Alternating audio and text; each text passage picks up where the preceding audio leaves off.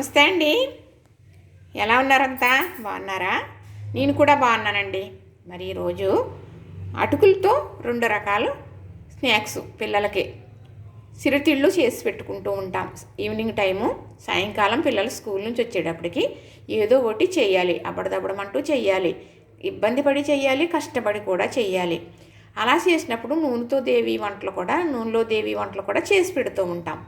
అది అంతగా మంచిది కాదు కదా. అంతకీ మనకి ఎంత పని ఉండి అవ్వట్లేదు, చేయలేమంటే మరి వచ్చేటప్పుడు మరి మళ్ళీ పిల్లలు వచ్చిన తర్వాత వెళ్ళి కొనుక్కుని తెచ్చి మరీ పెడుతూ ఉంటాం. మరి పిల్లలకి ఏదో సిరితిళ్ళు పెట్టాలి కదా. ఈవినింగ్ టైము స్కూల్ నుంచి వచ్చేటప్పటికి తప్పనిసరిగా మనం కొనైనా పెట్టాలి, ఇంట్లో చేసైనా పెట్టాలి కదా. అస్తమానం నూనెలో దేవుతారు కదా. ఆ ఐటెం కన్నా మనం ఇలాంటివి కూడా అప్పుడప్పుడు చేసుకుంటూ ఉండాలి. ఇది మంచి హెల్దీ ఫుడ్. ఏంటా అనుకుంటున్నారా? నేనైతే మా పిల్లలకు చేసి పెట్టేదాన్నండి. మీరు కూడా చక్కగా చేసి పెట్టుకుందరు, కానీ పెద్ద పని కాదు.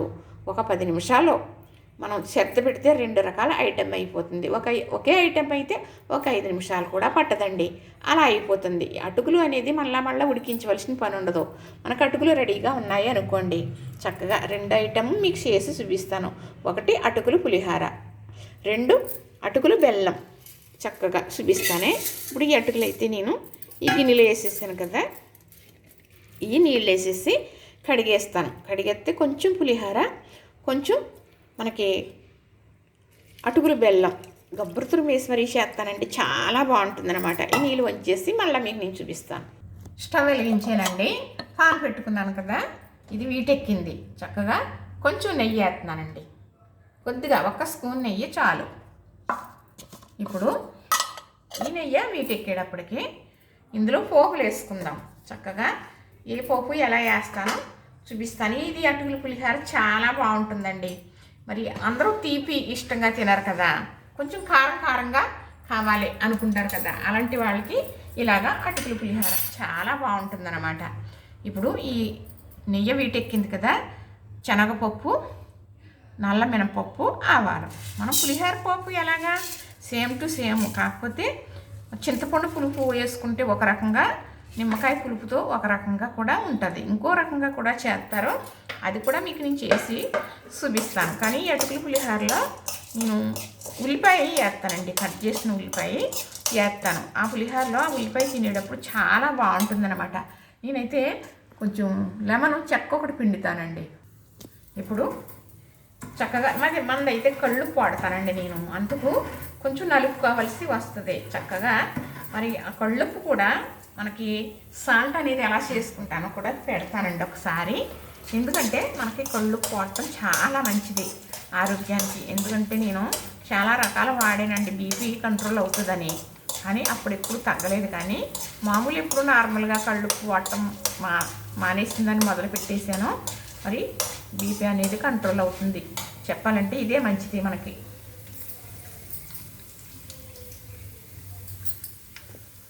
ఇప్పుడు 1 ఎండుమిర్చి తుంచుకున్నదండి, కొంచెమే కదా, పెద్ద కాదు, 2 మనుషులు తినేటట్టు. అదే 2 పిల్లలు ఉన్నారనుకోండి, అలా కొంచెం పెట్టేసిన కొద్ది మిగిలితే ఎలానా తింటాం, అందుకే ఎక్కువ చేసేం కదా. మరి 1 కిలో అటుకులు తెచ్చుకున్నారనుకోండి, మరి ఎవరన్నా ఇంట్లో ఇంకా తినేవారు ఉన్నారంటే అలాంటప్పుడు 1 కిలో అటుకులు కూడా 5 సార్లు చేసుకోవచ్చు. ఎంతంత తినేరు పిల్లలు అంత తింటారు కదా. అలాంటప్పుడు 5 సార్లు చేసుకోవచ్చండి, చక్కగా చేసుకోవచ్చు. అంటే చాలా సులువు. ఏముంది, అటుకులు నీటిలోకి వచ్చేసాం కదా, నీళ్ళు ఉంచేసాం కదా, పక్కన పెట్టుకున్నాం కదా. ఇప్పుడు పోపు ఎగుతుంది కదా, తర్వాత వేసేది చూస్తారా మీకే తెలిసిపోద్దాము, ఒక 5 నిమిషాలు అయిపోతుందని. మరి ఇంకో ఐటెం అంతకన్నా తొందరగా అయిపోతుంది. ఇంట్లో అయితే కరివేపాకు వేసేస్తున్నానండి, చక్కగా వేసేసాను కదా. ఇప్పుడు ఉల్లిపాయ, చిన్న ఉల్లిపాయ 1, అలాగే 2 పచ్చిమిర్చి కట్ చేసుకున్నాను. అంటే మనం బీహార్లో పచ్చిమిర్చి కూడా వేసుకుంటాం కదా. ఈ ఉల్లిపాయ వేగిన తర్వాత చూపిస్తాను. మరి పులిహోర అంటే పచ్చగా ఉంటుంది కదా, మరి అలా ఉండాలి అంటే పసుపు వేయాలి కదా, తప్పనిసరిగా వేసానండి. ఇప్పుడు కళ్ళుప్పు కొంచెం నలిపేసుకున్నాను, ఆ ఉప్పు కూడా వేసేస్తున్నాను. అప్పుడు తొందరగా ఈ పోపు అనేది మగ్గుతుంది అనమాట. ఉప్పు వేసేటప్పటికి చక్కగా ఇది వేగుతుంది కదా. అటుకులు నానిపోయినాయేమో చూసుకుందాం. ఇప్పుడైతే పోపు వేగిపోయిందండి. మరి అటుకుల్లో నీళ్లు పోసుకొని చక్కగా కడిగేసి ఉంచేసాం కదా, ఇలాగ నానిపోయినాయి. ఇప్పుడు అటుకులు ఎలా తినే వరకు అలా తినాలి అని చెబుతున్నానండి నేను కూడా. ఈ ఉండలు చాలా రకాలుగా చేస్తున్నారు, కానీ అన్ని రకాల అవసరం లేదండి. అటుకులు తడుపుకుని మనం ఇలా చాలా రకాలు చేసుకోవచ్చు. నేనైతే స్టవ్ ఆపేస్తున్నానండి. ఇప్పుడు ఈ పులిహోరలో నిమ్మకాయ పిండి వేసుకుంటే పులిహోర అయిపోయింది. చక్కగా ఈ అటుకులకి ఒక్క లెమన్ చాలండి. ఇలా ఎంత చేయి పెడుతుందంటే చూసారా గింజలు, ఆ గింజలు పడకూడదు కదా మరి, అందుకు చక్కగా ఒక్క లెమన్ చాలు, ఎక్కువ అక్కర్లే. పులుపు బాగా కావాలనుకుంటే కొంచెం పడతాం తప్ప కాయ పట్టదండి. చక్కగా చూసారా,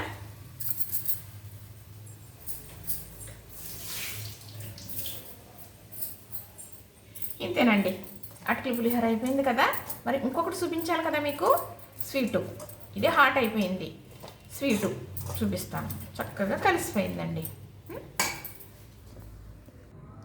ఇప్పుడు ఈ తడుపుకున్న అటుకులు మరి కొంచెం మనం పులిహోర చేసుకున్నాం కదా, ఇంకో కొంచెం ఉన్నాయి కదా, ఇందులో బెల్లం కూరేస్తున్నానండి. ఇది తురుముకున్న బెల్లం పడిపోతుందిలేండి. చక్కగా ఇలా చేసుకుని పెట్టారనుకోండి చాలా బాగుంటాయి నాకు. ఇది కొబ్బరి తురుము సరిపోతుందండి. ఇలా చేస్తే మరి గుళ్ళో ప్రసాదాలు ఇదే పెడతారండి. ఇలాగా తడిపేసిన అటుకుల్లో బెల్లం కలిపి కొబ్బరి తురుము కలిపి చక్కగా ప్రసాదాలు పంచి పెడతారు. గుళ్ళో ప్రసాదాలు పెడుతూ ఉంటారు కదా సందర్భాలను బట్టి, అప్పుడు ఎంతో ఇష్టంగా తింటారండి అందరూ. మరి పిల్లలకు కూడా ఇలాగా మరి బెల్లం పెట్టాలి కదా, మంచిది కదా. తర్వాత కొబ్బరి కూడా మంచిది, పిల్లలకి పెట్టవచ్చు. తర్వాత ఏమో అటుకులు అనేది మనకి ఏ కల్తీ లేనిది కదా, ఏ కల్తీ ఏమీ లేకుండా చక్కగా అటుకులు ధాన్యంతో చేసినవి అన్నమాట. మరి ఇలా చేసి కొంచెం వచ్చిన తర్వాత వాళ్ళకి స్కూల్ నుంచి ఇలాగ గిన్నెలో వేసి ఇలాగా చిన్న స్పూన్ వేసి ఇచ్చారనుకోండి చక్కగా తింటారు. మళ్ళీ ఏమని అడుగుతారన్నమాట. అలాగా పెట్టుకోవాలి పిల్లలకి. మరి ఇది మంచి హెల్దీ ఫుడ్ కదా, అవస్థ పడిపోయి ఇది ఏమన్నా పునుకులు వేద్దామా, బజ్జీలు వేద్దామా, లేదా పకోడీలు వేద్దామా, ఏమన్నా వడలు వేద్దామా, లేదా కొని పెడదామా, రోజు ఏదో ఒకటి కనీసం బిస్కట్ల ప్యాకెట్ అయినా కూడా మరి పిల్లలకి మనం పెట్టి మరి కొని ఇచ్చి స్కూల్లో లేదా ఇంటి దగ్గరైనా పెడతాం కదా. మరి అలాంటప్పుడు నేను మీకు 2 ఐటమ్ చేసి చూపించానే, కానీ ఒక ఐటెం చేసుకుని పెట్టేసుకోవచ్చు. ఈ బెల్లం అటుకులు పెట్టారనుకోండి స్నాక్స్ చాలు తినేస్తారు పిల్లలు. ఒక రోజు ఒకటి చేయొచ్చు. ఇప్పుడు ఈ అటుకులు ఇలా ఉన్నాయి కదా, ఇవి మళ్ళీ మనం టీ తాగేవాళ్ళు ఉంటారు కదా, ఇష్టాన్ని బట్టి ఆ టీలో వేసుకుని తాగుతారండి. చాలా బాగుంటుంది, పరమాన్నంలా ఉంటుంది అన్నమాట. అంటే అనుభవం ఉన్నదాన్నండి చెబుతున్నాను. ఇదిగోనండి అటుకులు పులిహోర రెడీ అయిపోయింది కదా. ఇప్పుడు ఇలా ప్లేట్లోకి తీసుకుందాం. ఇలా వెంటనే కలిపేసింది ప్లేట్లో పెట్టుకుని తింటే కరకల్లాడుతూ ఈ పోపులు చాలా బాగుంటుందండి, చక్కగా ఉంటుంది. ఇంకొంచెం పెట్టమని తింటారు.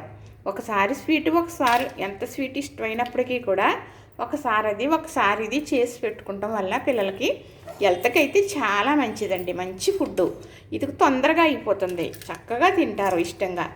అది చెప్పాలన్నదేనండి. చూసారు కదా, ఇప్పుడు ప్లేట్లో పెట్టి చూపిస్తాను మీకు. చూసారా, చక్కగా 2 రకాల సిరితిళ్ళు తయారైపోయినాయి పిల్లల కోసం. అని పిల్లల కోసమని కాదండి, ఎవరన్నా అతిథులు వచ్చారనుకోండి, మనం ఏదో టిఫిన్ పెట్టాలనుకుంటున్నాం, ఏమీ లేదు అంటే అటుకులు ఉన్నాయనుకోండి, ఏమీ లేదు, చక్కగా ఒక ఉల్లిపాయ, 2 పచ్చిమిర్చి కట్ చేసుకోవటం, ఒక ఎండుమిరపకాయ తుంచుకోవటం, మినపసెక్కు, అలానే శనగపప్పు, కొంచెం ఆవాలు. అవి వేగిన తర్వాత ఈ అటుకులు తడిపి పెట్టుకున్నాయి పక్కన పెట్టుకుంటాం కదా, వేసేయడం ఉంటే ఒక నిమ్మకాయ పిండండి, లేదంటే ఒక నిమ్మకాయ చెక్కంతా చింతపండు రసం వేసేసి ఆ రసం దగ్గర పడ్డాక తగినంత ఉప్పు వేస్తారు కదా, ఇలా అటుకులు కలిపేసారనుకోండి, మరి అటుకులు పులిహోర చాలా బాగుంటుంది. గుళ్ళో ప్రసాదం ఇదే కాదండి, ఇలా కూడా పెడతారు, అటుకులు పులిహోర కూడా పెడతారు చక్కగా. మరి చిన్నప్పుడు అయితే ఈ ప్రసాదాల కోసం గుడి దగ్గరికి తొందరగా వెళ్ళిపోయేవాళ్ళు. అవన్నీ గుర్తుకొస్తాయండి ఇలాగా చూసినప్పుడు. అలానే మా పిల్లల కోసం కూడా నేను ఇలాగా చేసేదాన్ని. మరి తమ్ముడు ఆడించి తీసుకొచ్చేవాడు, అలాగని అక్క కూడా ఆడించి పంపేది.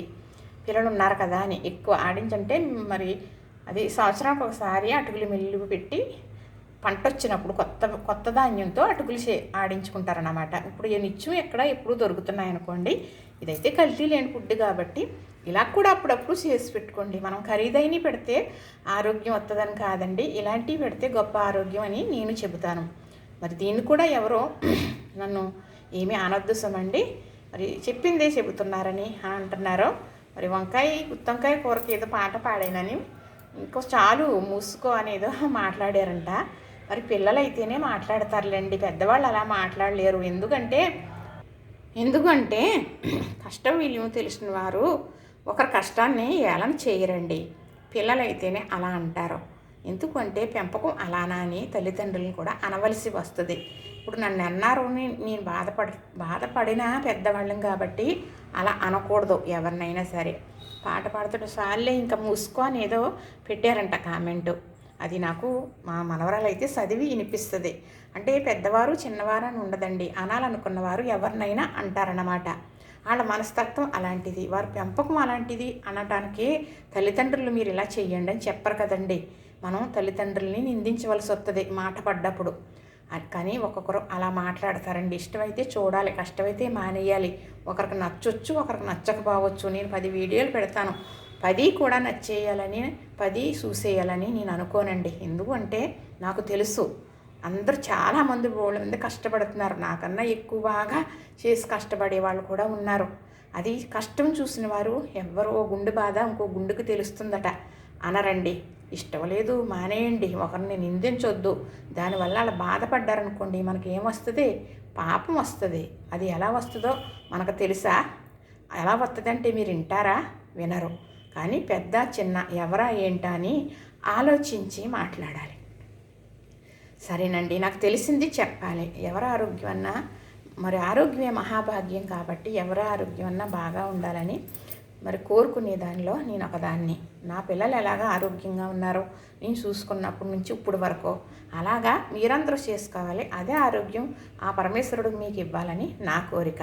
అదేనండి, మీరు ఖరీదైనవి కాదండి ఇలాంటివి చేసుకోవటంలో చాలా ఆరోగ్యం ఉన్నదని చెప్పాను. అంటే మా ఇంట్లోనే ఉన్నారండి ఖరీదైనవి ఆర్డర్లు పెట్టి మరి ఖర్చు పెట్టేవారు. అందుకు కూడా నేను చెబుతున్నాను, అందుకు కూడా నేను చెప్పవలసి వచ్చింది. చూసారు కదా, నచ్చిందా?